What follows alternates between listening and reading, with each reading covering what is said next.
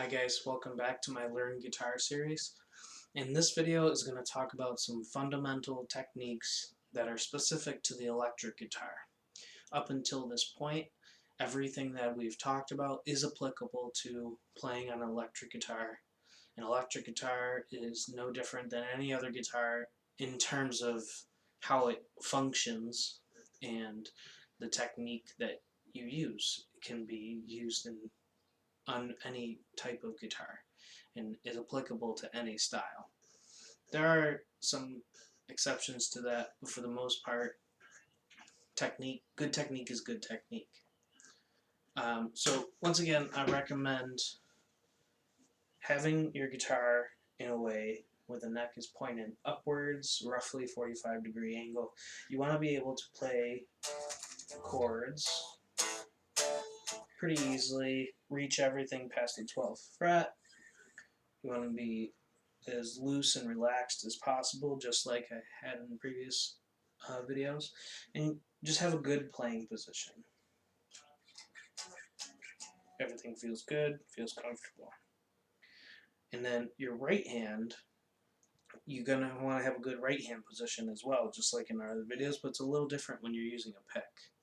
So overall, your hand is, you're going to want to relax, be able to palm mute, play chords, no tension anywhere in your wrists or anything. And just everything feels good. Hand is natural in a natural, like closed kind of position. No tension. And it's actually the same type of position that you would have if you were finger picking, except for you're using a pick. So position is pretty much the same. Little differences here and there. And then as far as picking technique goes, everybody has a different picking technique. So when you go through videos on YouTube or have different guitar teachers, they're all going to have their own way that they hold a pick. There's no like wrong way, as long as you're achieving what you want to achieve. If you're able to play chords, play leads, and do scales and arpeggios, and play everything that you need to play, and it doesn't affect the tension in your hand and your arms and your shoulders, then your picking technique is probably fine. There's no like one right way to do it. I'm just going to show you my way, the way that I've learned over the years to play it. Now, let me get closer to the camera so you can see my picking hand. Okay. So, like I said, right hand is pretty relaxed, feels good. The pick is in my hand between my thumb and my first finger. And here's what it looks like underneath. Here's what it looks like front ways, sideways. If you notice, I'm using the rounded part of the pick right here. And I'm using very little of it actually, as I possibly can. And the reason for that is because you want it to be smooth and not clunky. So when you're playing like faster palm muting, for example, so if you do regular palm muting, downstrokes, you can do so with pretty good success. Gallops, or faster. And it's all achievable by having only a little bit of the pick. And I feel like that's pretty efficient.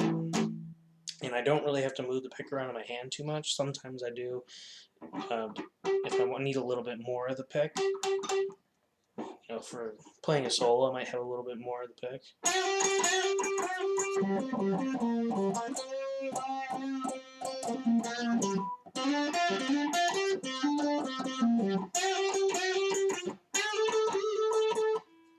You know, but then I might bring it back in a little bit when I do chords. chords.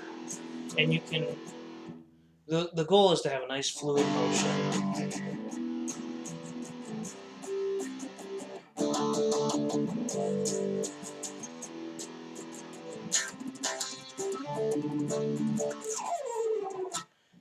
So just make sure, you know, like some people will say that this part of the pick, the pointy part, goes against the string, but I find that clunky. It just doesn't work as well. So that's what I would recommend. You try it. If you don't like that, then figure out a different way. That's just the way that I do it. And that's really the only difference between everything that I've talked about in the other videos and this video, is using a pick and picking technique. So next video we're going to talk about what I call functional guitar. So it's going to be learning your open and first position chords in a way that you can sing songs and play songs for people. I call that functional guitar. So we'll go over that next time. Until then, see you later. Keep jamming. See ya.